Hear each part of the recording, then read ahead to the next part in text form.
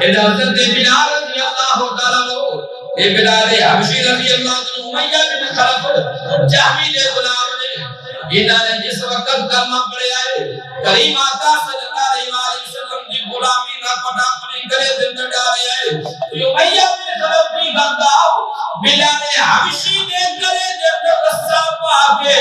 مباش لوگاں نو پکڑا دیتا ہے لڑکیاں نو پکڑا دیتا انہوں گلی مکے دیاں گلیاں دے اندر کسیٹو کدی انہاں نو پتھاں دے گرم پتھاں دے لٹایا جاندا ہے کدی گرم کھولیاں دے لٹایا جاندا ہے کدی انہاں دی زبان دے کولے رکھے جاندے نے کدی گرم پتھر انہاں دے سینے تے رکھے جاندے نے اور کہندا ہے اے بلال اگر تو محمد دا کلمہ نہ چھڑیا تینو ایسے نہیں پڑپا